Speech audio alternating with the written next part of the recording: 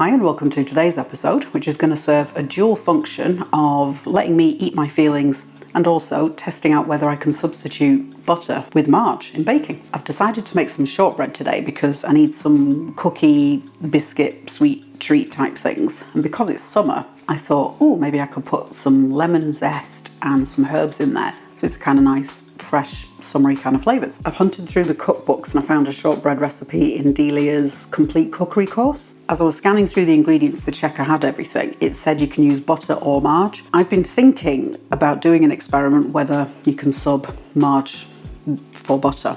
Is that the right way around? Anyway, so I'm going to do that today because the quantity apparently makes 15 cookies and I think 30 is a nice round number.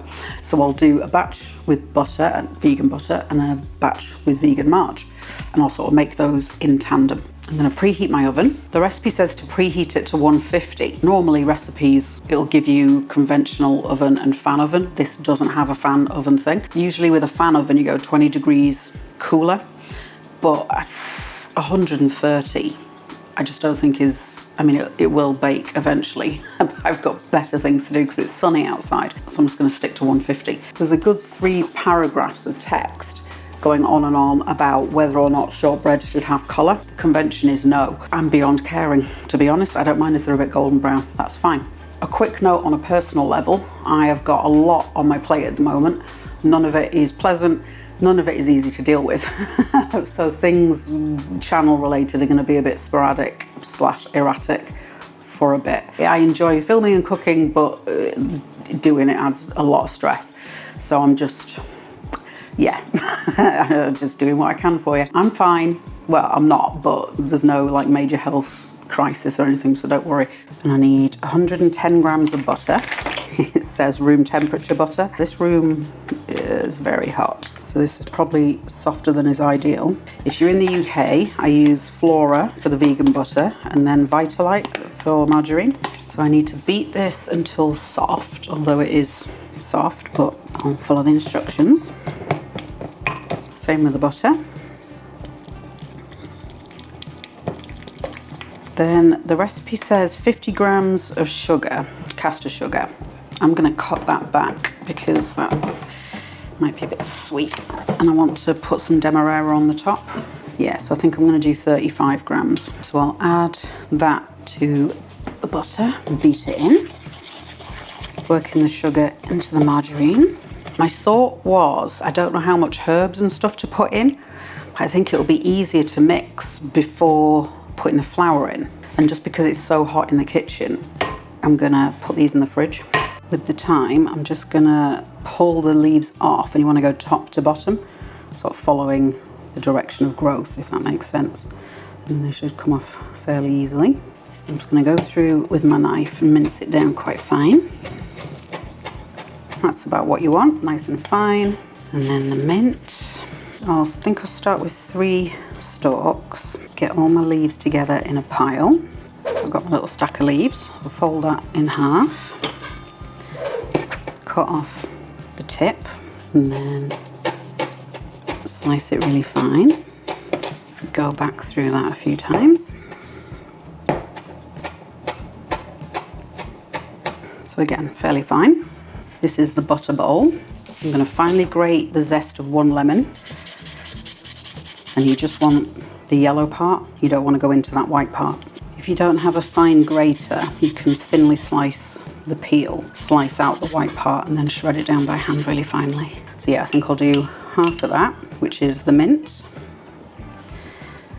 and then a teaspoon of the thyme. Delia's recipe doesn't have these next 2 ingredients, but I'm going to add them in because otherwise it's just bland. So I'm going to do a scant 1/4 teaspoon of salt, and then I'll do half a teaspoon of vanilla. Will I? Maybe 1/4. I'm just wary of getting this wet. I think you always need salt to balance out the sweet and bring out the flavours of everything else. And then a bit of vanilla because why not? Vanilla's great. I'm going to sift in 175 grams of plain flour, all-purpose flour. And then we'll combine those. The thing with shortbread is you need to be really careful that you don't overwork it, because the butter melts and then that can create problems. So that's why I'm not using my hands yet. I'm just going to check the flavour. Yeah, good. I'm very glad I cut sugar because that is very sweet. So I want to try and bring it together into like a rollable ball kind of thing. That'll do for now, I think. So I'm going to tuck that back in the fridge and I'll repeat with the Marge one. Oh, I should have said the butter I used was unsalted, so that's in a nice cohesive thing. So I'm ready to start rolling things out. I've got some silicone baking sheets and a couple of trays, so I'll use the flat side. I'll roll the dough on a silicone sheet, and then I've got, I think it's a pastry ring, I think that's what they're called. It's like 7 centimeters. And I've just been thinking how to distinguish the two. I might put a fork mark in the margarine ones, something like that. So this is the butter one. I've got an ice pack. I'm just going to put my hands on that for a second, just to chill them down a little bit before I start handling this thing, because I am very, very, very warm. I think the issue if the butter melts, you know, if it gets too warm, is that it affects the texture. Perhaps makes it a bit more like pastry rather than a crumbly cookie biscuit type of texture. I'm just gonna work it a little bit just to bring it together as best I can. And I'm very glad I put it in the fridge. Let's see what we can do. Well, that worked brilliantly, didn't it? I think it's too hot. I think that's the issue. Go in. Yeah, that's not working, is it? Okay, how can I do this? Maybe I'll just do balls and then flatten it down on the tray, which is not good because it's gonna get really hot, but there's not much else I can do, to be honest. I did get 15, somewhat irregular though. These are tiny. I'm gonna scatter a little bit of demerara sugar on the top. You could also use turbinado. It's just like a very coarse grain. So just a little sprinkle, just to give a little bit of crunch and a little pop of sweetness. The recipe says to dust them with caster sugar after they've come out of the oven. I don't really understand the benefit of that, because in my brain that's just going to fall off. So I'm going to get these in the oven on the top shelf, grab the margarine one out, and then I'll just show you one of these, how I'm going to do the mark. I'm going to not work it together because I think that's causing a lot of problems. The rolling pin's very greasy. I'm just going to dust it. Are these lifting off a bit better?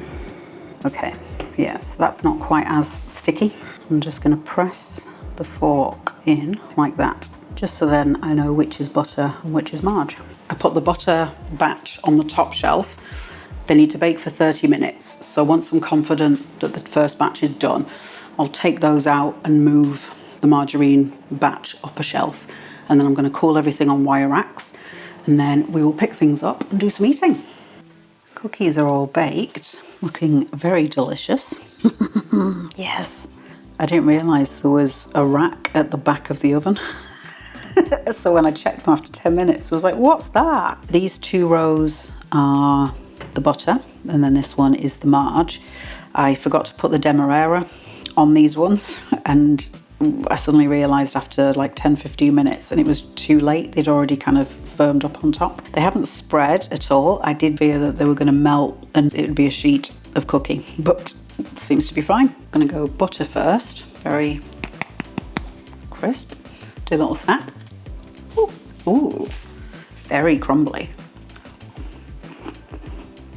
That's exactly what I hoped for. The herb flavours are quite subtle, but very nice. I've just inhaled a crumb, so if my voice sounds a bit off, that's why. I can't quite get it up. Amazing. But yeah, they're very crumbly, very delicate. As soon as you bite into it, it just breaks down, which is exactly what you want for shortbread. The softness of the butter, the heat, doesn't seem to have affected the texture, or if it has, I mean, I don't know what else, how that could be improved. Do you know what I mean? It's very crumbly, very tasty. That's a Marge one. Just as crisp. Oh, perhaps they needed a couple more minutes because I'm not getting quite the same snap. Such a shame I forgot to put the demerara on. Yeah, the Marge ones are slightly denser. Slightly. It's not breaking apart as easily. The Marge one's more like the kind of cheap commercial shortbread that you can buy. You know, like the kind of bar shapes. I'm just thinking the oven's still a little bit warm, so I might put them on a rack and put them in the oven.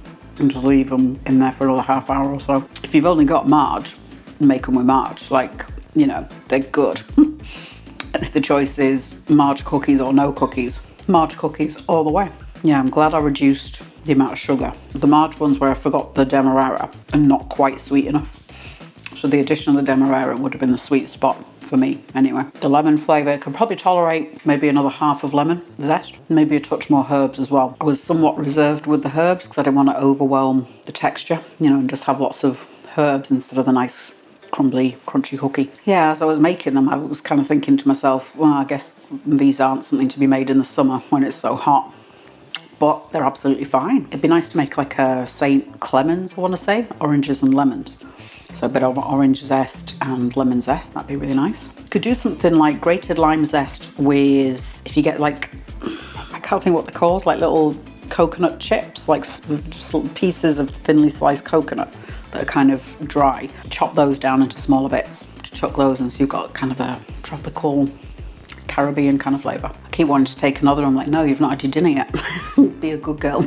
The texture of the margarine ones, I'm wondering if that would make a nice tart case. I think that would work quite well because the butter ones are very fragile, so that wouldn't be as good. Whereas this one, the marge one, I reckon, ooh, at some point I want to make a vegan lemon tart, like a French lemon tart. Maybe I'll use that as the base. Ooh, yum. If I do that, check the description on this video and I'll link to it. Or you could do like maybe a chocolate kind of tart kind of thing, filling, and that with the lemon, that'd be delicious. I want to say an enormous thank you to my community over on Patreon. Their continued financial support has really helped get me through the last couple of months. Yeah, things have been tight, to say the least.